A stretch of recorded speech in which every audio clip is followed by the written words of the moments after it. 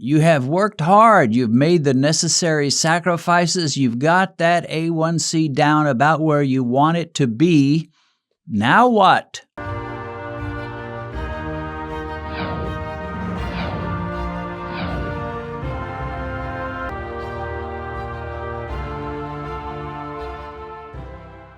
Now, the main point of this video has to do with this question. This person says, I just tested my blood sugar following direction to find my A1c, which I've suggested if you take 5 random blood sugar tests, that'll give, and then you average it and you plug it into a formula to convert that estimated average glucose into an A1c. You can find out basically where you are right now. It's not going to go back 3 months like a normal A1c at a lab will do. It's going to say right now, as of today, with these 5 tests you've done, here's what your A1c will be like if you stay with it. So this person says, I did the average and my result was 5.4. I plan to stay on all the menus per the best beat diabetes by Christmas. My question is, where do I go from here? A lifestyle change of what can I eat the rest of my life? Can I go back to 3 meals a day? Looking for direction, what does beat diabetes really mean? And they're talking about long range. And it's an excellent question. And in some ways, it would maybe be nice for me to answer it toward the end, but I thought I'd just go ahead and let you know right now just what it means and what kind of things you can be thinking of once you get where you need to be and this whole challenge thing is over for you and you've got your A1c below diabetic levels, hopefully in the 5s. Not everybody will make it that low. But to me, the 5s is a worthy goal for everybody. So let's talk about it. What does it mean? What does it look like for the rest of my life? I'm down there, Dennis. I'm at 5.5 or whatever it is you're at that you're satisfied with. And you're like, all right, what kind of changes can I make? So let's look at that. The first thing I want to say is you should stay with this challenge rules. Stay with these challenge rules for the rest of this year. Even if you're right now, this very day here in October, and you're already in the 5s by doing the 5 tests and averaging your glucose and so forth, and your A1c is represented by a number in the 5s, and you say, man, I'm there. I'm exactly where I want to be. Don't give up yet. Just stay with the challenge rules and guidelines and diet. For the end of this year, you may get lower. Probably will. So I'm not suggesting you make any changes yet at all. Obviously, you're free to do what you like. I'm just saying, if you want my counsel, I'd say stay with it the rest of this year. Now, let me admit something. Here's true confessions. I'm not as strict on myself as I'm encouraging you to be for this fall challenge. You say, well, you big hypocrite, you're not as tough on yourself as you're asking us to be. Well, keep in mind, I've been at this game for 20 years, and I frequently wake up with fasting glucose in the 80s. My A1c hovers around 5.0. I'm in phase 2. I'm not in phase 1. You're in phase 1. You're in boot camp. I'm not in boot camp. I've already been through boot camp. So no, I'm not quite as tough. But I'll say this, by almost any other American standards, except those of you that know the challenge guidelines, I'm a fanatic. by the average American, the way they eat, if they look at the way I eat and the way I live, they'd say, Dennis, you're a fanatic. You're crazy. You're obsessed. You're over the top with all this. Because I'm still quite tough, but I'm not as tough as I'm asking you to be. So this is like boot camp for you, to get you down where you need to be and then go from there. So no, I'm not a hypocrite, and I'm confessing freely. I'm not quite as tough, but I'm not too far from you guys. All right, so one of the questions was, can I go back to 3 meals? Well, again, that's kind of on you. My suggestion is if you can live without it, and just do the 2 meals, to me, that's a great lifestyle plan for the rest of your days. Now, that's something I do most of the time is 2 meals per day, and usually starting with 12:30, 1 o'clock, and then finishing with 6:30 or 7 o'clock. So 2 meals within 6 hours. Are there any exceptions for me? And the answer is yeah. If I come off a 36-hour fast where the day before I haven't eaten a thing, maybe drank some coffee, then the next day I'll have breakfast. So that's one case where I do it. The other exception for this no breakfast rule for me is Saturday. It's like one day out of the week, I want to have a relaxing day with Benedicta. I want to have a nice leisurely breakfast. We're going to watch the news. We're going to take our time. We're going to have a nice long Bible study after the news is over. And so if you come to the Pollock house on a Saturday morning, chances are I will be having a breakfast with Benedicta. So if you do come to my house and you catch us eating breakfast, don't you say, you big hypocrite, because I've just confessed publicly. All right, so back to 3 meals. Can you do it? Well, yeah, you can try it and see what it does. And if you're going to have a breakfast regularly, my suggestion is make it a protein/fat breakfast. Just leave out the carbs altogether. So a couple of boiled eggs or eggs and bacon, no bread at all, no toast for sure. You shouldn't be eating toast anyway. But I wouldn't even eat the chaffles. I would just have eggs and bacon or just a couple of boiled eggs and some coffee. If you want to try that, try it and see how it works for you. Again, I'm not going to be looking over your shoulder. I'm not now, and I certainly won't then. One other area where I'm a little easier on myself has to do with keto sweets. I've got you doing it twice per week. Friday night, Saturday night, have a keto treat. If you want, you don't have to, obviously. It works for me.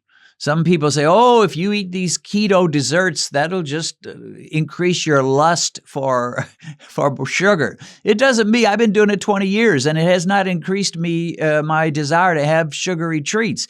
It does keep me wanting more keto treats, but I'm conservative about that. I'm not eating them all the time. Often for lunch, I'd say more often than not, I'll take an Atkins bar, which is, of course, sweet. They sweeten it with some kind of a non-sugar sweetener, and I'll chop it into 3 pieces. And one piece will be for my lunch after lunch with some coffee, and then the next day after lunch with some coffee, I'll have part B. I've chopped that Atkins bar into 3 pieces. So I'm getting very little, but it's enough to go with the coffee and just make things sweet. So I do stuff like that. Once in a while, I'll have a chaffle immediately following dinner with some sour cream that's been sweetened with a little stevia / erythritol. So anyway, yeah, I roll a little bit easier than I'm asking you, but feel free to experiment. In my life, for me personally, I've basically given up all fruit except berries. I will eat berries. You know that I'll eat berries. And strawberries are one of my favorites. And they're very low in carbs. But even though I'm in phase 2, and I'm not quite as tough on myself as I'm asking you to be on yourself because you're in boot camp, I still don't eat fruit. Now, there was a time I read somewhere that papaya is a fairly good fruit for diabetics. So there was a time where I just assumed that this person who said that knew what they were talking about, and then lo and behold, I tested myself after a couple of times with papaya and found out Mike doesn't like papaya. I like papaya, but Mike, the glucose meter, does not like papaya. So I gave up on that. So yeah, I'm still tough on. There was a time where I would eat these little clementines, small oranges, and I could get away with it. But after a while, it's like, well, what's really the use? It's not like I'm so desperate to eat them. And the fact that fruit has fructose and that goes to your liver, and the one thing we diabetics want is a mean, clean liver with no trace of fat in it. And fructose in fruit is just one more issue for your liver to have to process. And if you're trying to get your liver clean and without fat on it, you don't need to be sending a lot of fructose to it. All right. So in thinking about what we can and cannot do once the challenge is over, I want you to think about a man who is overweight. Let's forget about diabetes for a minute and blood sugar. Let's just think about weight. Here's a man who's overweight. Let's say he weighs 375 pounds. And he goes on a crash diet. So he's going to eat OMAD, he's going to eat carnivore, he's going to eat by 3 p.m. and never eat another thing. He gives up all nuts and cheese because they're high calorie. So he does this crash diet, he sets rules for himself, and lo and behold, it works. And within, 9 months, let's say, he goes from 375 to 175. He loses 200 pounds. He's right where he wants to be. Now, what does he need to do to stay at a good weight the rest of his life? It's one thing to get there. It's another thing to stay there. And when it comes to weight, and really when it comes to almost anything in life, when you improve significantly, your issue is not just, well, I got there, I've reached the promised land. Hooray, everything is good. The question is, what am I going to do to stay here? I don't want to just get to the promised land. I want to stay in the promised land. So what do I do? Well, this man's going to have to, number one, start using a scale, because the way people become overweight is they don't weigh themselves and they don't realize they're becoming overweight. Now let's switch from a man to a woman. Let's say a young woman, 30 years old, weighs 130 pounds. Let's say she's 5'6" tall. Weighs 130. Nice weight for a 5'6" woman. She looks good. She feels good. Everything is great. But she never weighs herself, and she tends to eat a little more than she really needs to, and she gains 3 pounds per year. So at age 30, she's 130. At age 31, a year later, she weighs 133 pounds. She's gaining 3 pounds a year.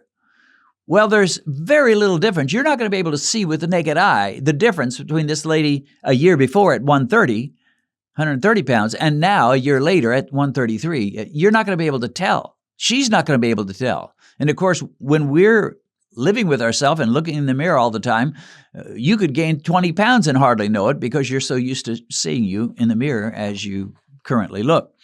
So it's not going to be a big deal. She could go to the doctor and say, "Doc, do I have anything to worry about? I was 130 last year and now I'm 133. He say, "Well, you're 5'6", 133, 31 years old. You're doing very fine." But if she keeps gaining 3 pounds a year, in 10 years, she's going to go from 130 to 160, 160 pounds in 10 years' time. And now you can tell it, she can tell it if she bothers to look at a picture of what she looked like before. She was 130 at age 30. Now she's age 40 and she weighs 160. She's gained 3 pounds a year for 10 years, 30 pounds. And now it's pretty obvious she's overweight. Now, move forward another 10 years. Now she's not 30, she's not 40, she's 50. She's gained another 30 pounds over 10 years. So now she weighs 190, and you better believe everybody in this world knows she does not look like she did 20 years previously when she was 30 years old and weighed 130. Now, what's her problem? Well, obviously she's probably eating more than she needs to, probably eating the wrong kind of foods, and you eat high-carb foods, your insulin is going to go off the charts, and that's going to help you gain. But one of her big problems is she hasn't been weighing herself, so she has nothing to keep her honest. She doesn't look at the scale daily and say, "Wow, I've gained a pound in the last week," or "I've gained 2 pounds in the last week," or whatever. So now, the same thing is true with diabetes. If you have no measure, no way of judging how you're doing, you'll just go off the charts, and that's basically how people get diabetes. They don't know. They don't know that their insulin is way high, their glucose is getting higher by the year, and finally it just shoots off the charts. Usually for diabetics, they're the last ones to know. The doctor will finally tell them, "You have diabetes." In fact, you have severe diabetes, but they don't know it because they haven't been measuring themselves. They have no idea that whereas 3 years ago my glucose was averaging 105 and now it's averaging 205, they don't know that. The doctor has to tell them. So to keep you honest and make sure things are really going the way they should, you're going to have to test yourself. Here's a little bad news, if you want to call it that. I don't see it as a big deal, but some people would. You're going to have to test yourself for the rest of your life with basically 3 kinds of tests. The A1c, a morning fasting glucose before you eat anything in the morning. I like to do it when I first wake up. And then post-meal tests.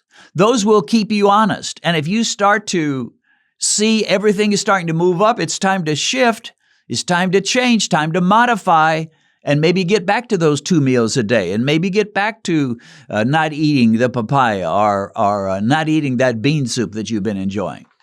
So ultimately, it's this. You're going to have to set your own target and where you want to be the rest of your life.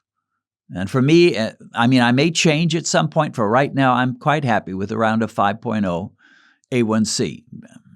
I'm real happy with that. And basically what I want to do is stay with that. Kind of the way I do with my weight. My weight I have for the longest time hovered around 170. And if I start to jump over that, I cut back. I cut back on nuts. I cut back on eating as large a portions as I did before. I cut back on cheese. Nuts and cheese is what really gains the weight.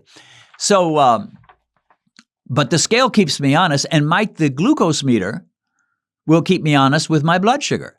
If I'm hitting fasting morning glucose of 88 to 92 in the morning, and suddenly it's starting to get around 98, 100, 105, it's like, you're doing something wrong. Some things need to change. You need to shift. You need to cut back. Maybe you're eating too late in the evening. Maybe, last night you didn't eat till 7:30, 7:45, and look what your fasting glucose is now. So you're going to have to decide, where do I want to stay on this spectrum of A1Cs? Now, obviously, you don't have to pin it to the exact 0.1 of a number. So, but you should have a general range. Like if I'm from 5.4 to 5.6, I'm happy, but I don't want to be up to 5.7 and pre-diabetic. And then you make the adjustments. If you see your numbers are going up, your A1C is going up, your fasting glucose is going up, your post-meal tests are going up, then you shift back. One thing you'll get out of this challenge, for those of you that see victory, and I think that's going to be almost everybody who follows the rules, you will get a knowledge of here's what I do to bring things back in line. You'll know that the rest of your life. You'll know it 5 years from now, 10 years from now, 20 years. When you see this victory that happens in this fall of 2022, you will carry with you the rest of your life the knowledge of here's how I do it. And if you make some changes and adaptations and you modify things a bit, now I'm eating 3 meals, I'm having an occasional bean soup, I'll eat a clementine once in a while, that's on you. You have to decide that. But set your target. It's like 5.5, 5.4, 5.6, I'm good with that. Or no, I want to be down lower. Oh, that's on you. You've got to decide that. Once you decide, then just watch yourself. And when things start to rise up, if they do, then cut back and make some changes and kind of put on the gas and move a little harder toward the keto lifestyle. And find something you can live with. I can live with my diet. I enjoy my life. I enjoy my diet. It almost seems funny when people will say things like, oh, you might as well be dead, eating the way you do, or if I ate that way, life wouldn't be worth living. Well, that's ridiculous. I enjoy my life. I enjoy my marriage. I enjoy serving the Lord. I enjoy my life. And I enjoy my meals. I don't find them hard or difficult. Yeah, it'd be great to eat some French fries once in a while or whatever, but that's a small price to pay for good health and the prospect of a good, long, healthy life without running in and out of the hospital every year. Benedict and I would like to invite you to study the Bible with us through our podcast. Join us in our home as we do our morning Bible studies. With a podcast, there's nothing to see. You just listen. And that means you can enjoy our Bible study while you drive in your car, go for a walk, or work out at the gym. Our podcast is called Discover the Word with Den and Ben, and you can find it in most platforms where you get your podcasts. And if you know nothing at all about podcasts and how they work, there's a link in the description that will help get you started.